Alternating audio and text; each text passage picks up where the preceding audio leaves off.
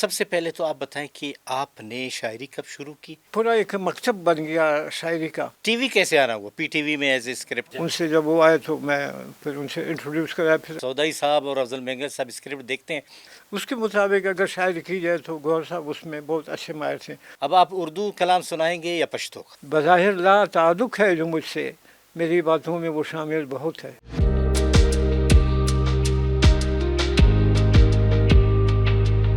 بسم اللہ الرحمن الرحیم. السلام علیکم. نظربان بلوچستان کے ساتھ آپ کا میزبان قیوم بیدار. ناظرین، ہمارا پروگرام ہے عرف کی خوشبو. پاکستان ٹیلی ویژن کے اسکرپٹ ایڈیٹر اور پشتو اور اردو کے نامور شاعر جناب سرور سودائی صاحب کو زحمت دیے. سودائی صاحب، اپنے پروگرام میں آپ کو خوش آمدید. بہت شکریہ، نوازش. سودائی صاحب، سب سے پہلے تو آپ بتائیں کہ آپ نے شاعری کب شروع کی اور پی ٹی وی میں کیسے آئے؟ اس سے پہلے وہاں ایک روایتی قسم کی شاعری ہوتی تھی. سچی بات یہ بہت سے لوگ تھے روایتی قسم کے، عام جو رحمان بابا کے زمانے سے ہے وہ پرسوں شاعری. لیکن پروفیسر منواز مائل تھے اور پھر سعید گور صاحب اور پھر اور ساتھی ہمارے بنتے گئے. خیر محمد عارف صاحب تھے اور اس طرح سے. تو یہ ایک پورا ایک مکتب بن گیا شاعری کا. میں آپ کو بتاؤں کہ مائل صاحب کا دعویٰ یہ تھا کہ پرسوں میں آزاد شاعری میں نے شروع کی ہے، جبکہ وہاں کے پکھے میں ایوب صابر صاحب تھے، مانگ 11 میں اخبار کے پرسوں کے پیج کے ایڈیٹر تھے. وہ بہت سینئر آدمی تھے. تو وہ کہتے تھے کہ میں نے شروع. ان دونوں میں آپس میں یہ بحث بھی چلتی رہتی تھی. وہ کہتے تھے میں نے پہلی دفعہ اردو پرسوں میں آزاد نظم لکھی ہے. میں صاحب کہتے تھے میں. پھر گور صاحب تھے.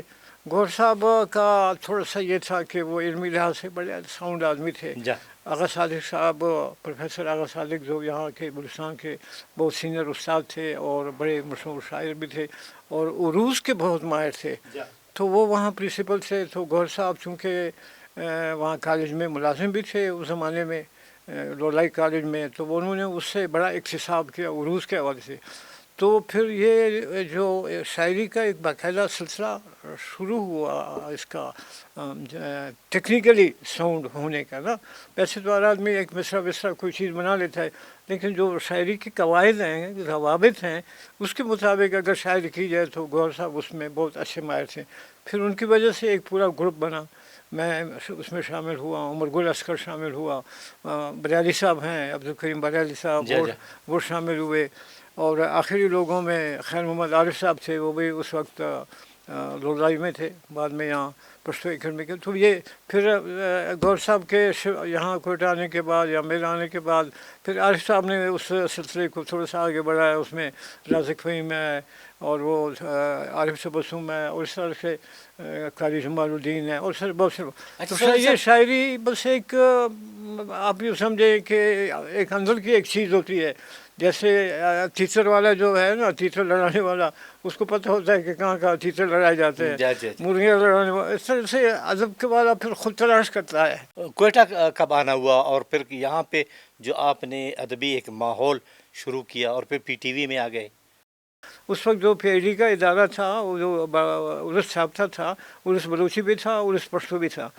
وہ جو چھاپتا تھا اس ادارے کا نام پی ایچ ڈی کا وہ حصہ تھا، اس کا نام تھا ٹی پی او، ٹرائبل پبلسٹی آرگنائزیشن. کیونکہ بلوچستان کا سارا ماحول جو ہے وہ ٹرائبل ہے. تو ایکچولی ان رسالوں نے بھی بہت زیادہ کام کیا، بہت زیادہ حقیقت ہے. چونکہ وہ سرکاری رسالہ تھا تو وہ چھپتا بھی زیادہ تھا اور وہ تھوڑے بہت 10 15 20 روپے 30 روپے معاوضہ بھی دیتے تھے اور اس کی سرکولیشن بھی بہت زیادہ ہوتی تھی. تو ان رسالوں کا بلوچی میں بھی، براوی میں اس کا ایک پورشن ہوتا ہے. بعد میں تو یہ بعد میں تھوڑا سا بنے، لیکن جو اثر وہ تھا نا. اب ارس بلوچی، ارس پرسوں کے، میں بلوچی کا نہیں مجھے پتہ ہے، پرسوں کے بعد ایسے میگزین ہیں میرے پاس جو آپ کو باقاعدہ ریفرنس بک کے طور پہ آپ استعمال کر سکتے ہیں. اس زمانے کے نا 68 کے یا 66 کے یا 63 کے اتنے موٹے میگزین. جب آپ تھے تو ڈائریکٹر کون تھے اس زمانے؟ ہمارے تو ڈائریکٹر سورت خان مری تھے. خان مری تھے. اس سے پہلے اجاز احمد صاحب تھے، ڈاکٹر خواجہ اعجاز.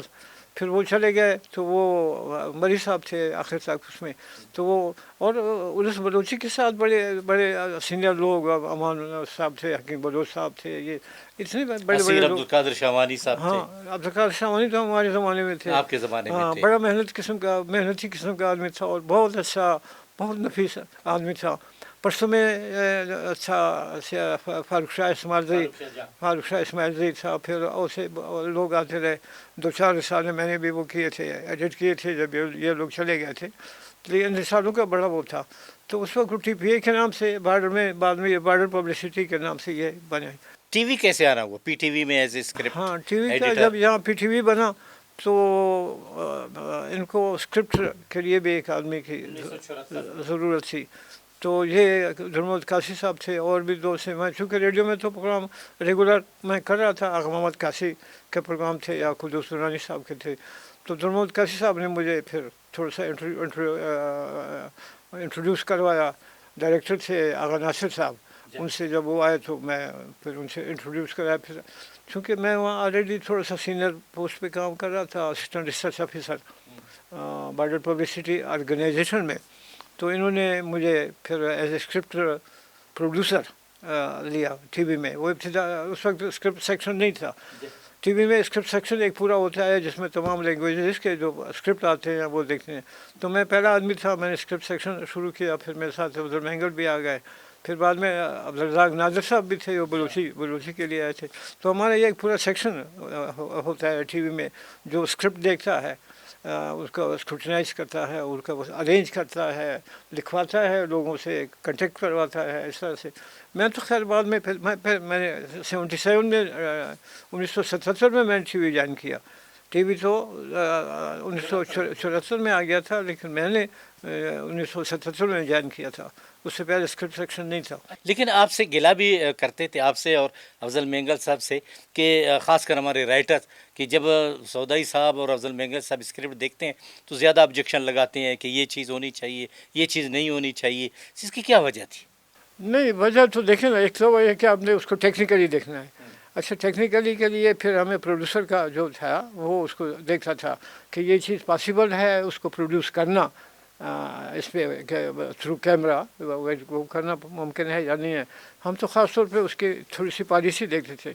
आप यकीन करें कि उस ज़माने में हमने पहली दफ़ा एक ऐसा प्ले किया, वो कादर अब्दुल कादर हारिस था उसमें, मरहूम, कि उसमें थोड़ा सा हमने कारोकारी को टच करना बड़ा मुश्किल था उस वक्त। आपसे 30 साल पहले, 40 साल पहले आप ओपनली टीवी पे नहीं, क्योंकि हमें ये वो भी ऐसा था ना कि यार सोशली ऐसी चीज़ न हो जो लोगों को बुरा लगे या लोगों के मिजाज के ख़िलाफ़ हो या हमारे कल्चर के ख़िलाफ़ हो। और उस वक्त नया नया आया हुआ था टीवी, ये ख़ासकर कोयटा में या बलूचिस्तान में, तो इस वजह से भी तो हमने ऐसे भी एक प्ले किया था, मुझे याद है कि वो कारोकारी के थोड़ा सा उसमें हमने उस मौजू को टच किया था। शेर व शायरी में भी यही बात है ना कि जब आप किसी गवर्नमेंट के इदारे से एक चीज़ पढ़ रहे हैं, देख रहे हैं, तो उसको टेक्निकली देखने के अलावा थोड़ा आपने देखना है कि यार ये एक तो डायरेक्ट गवर्नमेंट के पॉलिसी के ख़िलाफ़ ना हो, है ना, कि मतलब बिल्कुल ही आप एक ऐसी बात करते हैं जो बिल्कुल नहीं करनी चाहिए या नाजायज़ है या मैखाने का जिक्र ना हो, या इस तरह की बातें ना हो, इस तरह की बातें ठीक है ना। हाँ, तो ये उसमें फिर आप कहते हैं ना कि हम देखते थे। असल में ऐसा है कि हम तो ये स्क्रिप्ट लेवल पे ये चीज़ें फाइनल करते थे, ख़ास तौर पर ड्रामे का या डॉक्यूमेंट्री का स्क्रिप्ट फिर हम प्रोड्यूसर को देते थे, वो प्रोड्यूस करता था। फिर जो फाइनल प्रोडक्शन होती थी ना, वो फिर के बाद वो फिर एक प्रीव्यूइंग टीम होती है, स्क्रिप्ट एडिटर, प्रोग्राम मैनेजर और जनरल मैनेजर, ये तीन मिलकर वो देखते हैं ये प्ले कि ये क्योंकि उसकी वजह ये है कि कुछ चीज़ें, यानी बड़ी दिलचस्प बात है कि कोई ऐसी चीज़ें भी होती है जो स्क्रिप्ट में नहीं है लेकिन आपने सेट में दिखा दी है, या आपने इशारे में ऐसी कोई बात कह दी है ना, ऐसी कर दी है जो काबिल एतराज़ है, तो फिर वो भी तो स्क्रिप्ट में नहीं होती ना, तो वो फिर प्रीव्यूइंग कमेटी उसको देखती है। अच्छा, फिर उसमें यह होता था कि GM साहब कह रहे हैं भाई मैं तो ये अपना काम में मसरूफ़ हूँ, आप सौदाई साहब, अफजल साहब आप जाएँ, आप देख लें, तो फिर मैं अफजल साहब हम लोग मिल के देखते थे, फिर उसमें मशवरा भी करते थे। अच्छा सौदी साहब, शायरी आपने जैसे कि कहा कि लोरलाई में शुरू की, पश्तो और उर्दू दोनों में लिखते रहे, अब आप उर्दू कलाम सुनाएंगे या पश्तो का? नहीं, जो आप कहेंगे मैं पहले आपको उर्दू सुनाए उसके बाद अच्छा, पश्तो का सुनाएंगे। मैं उर्दू की आपको एक गज़ल सुनाता हूँ। जी, हम जी, इरशाद। अच्छा है तो सीधे, लेकिन ये है कि मुझसे इस पर अगरचे दिल बहुत है, किसी को चाहना मुश्किल मुश्किल बहुत। बहुत है, और बज़ाहिर ला ताल्लुक़ है जो मुझसे, वाह, बज़ाहिर ला ताल्लुक है जो मुझसे, जो मुझसे। बज़ाहिर ला ताल्लुक़ है जो मुझसे, मेरी बातों में वो शामिल बहुत है। वो बहुत खूब। मेरी बातों में, और मोहब्बत और नफ़रत दोस्तों की, वाह, मोहब्बत और नफरत दोस्तों और की। नफ़रत दोस्तों की मुझे जितनी भी है हासिल बहुत है। बहुत खूब। मोहब्बत और नफ़रत दोस्तों की मुझे जितनी भी है हासिल बहुत है। और बेदार साहब ये शेर सुने कि मुझे इज़्ने सफ़र जिसने दिया था, वाह, मुझे मुझे इज़्ने सफ़र जिसने दिया था, दिया था। मेरे रस्से में वो हायल बहुत है। बहुत है, बहुत खूब।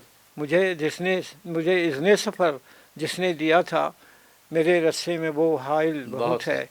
और फिर उम्र के लिहाज से और इसके लिहाज से एक शेर है, आखिरी शेर है कि मैं अंधा हो रहा हूँ रोशनी से, वाह, मैं अंधा हो रहा हूँ रोशनी से। मैं अंधा हो रहा हूँ रोशनी से, मेरी आंखों में अब झिलमिल बहुत है। बहुत है, बहुत खूब। सरवर सौदाई साहब, आपका शुक्रिया कि आप आए और अपना कलाम भी सुनाया और अपने बारे में और अपने फ़न के बारे में हमारे नाजरीन को बता दिया। बहुत शुक्रिया आप सबका। नाजरीन, तो ऐसे सीनियर लोगों की वजह से पीटीवी के ड्रामे बहुत आला पाए के, और ख़ासकर डॉक्यूमेंट्रीज़ और पीटीवी के ड्रामे एक ज़माना था उरूज पे थे। नाजरीन, इस तरह के लोग हमारे मुआशरे का यानी यूँ समझे कि वो लोग हैं जिन्होंने हमारे अदब, हमारे कल्चर को फ़ोक़ियत दी, और उसके लिए इन्होंने काम किया, और आज हमारा अदब जो तरक्की की तरफ गामज़न है, ये इन्हीं मेहरबानों और सीनियर हज़रात की वजह से है। और इंशाल्लाह फिर कभी सौदाई साहब को बुलाएंगे और मज़ीद ड्रामे के हवाले से, इनकी शायरी के हवाले से बात करेंगे। अर्फ़ की इस खुशबू के प्रोग्राम से, नज़रबान के प्लेटफार्म से अपने मेज़बान क़य्यूम बेदार को इजाज़त दीजिए। अल्लाह हाफ़िज़।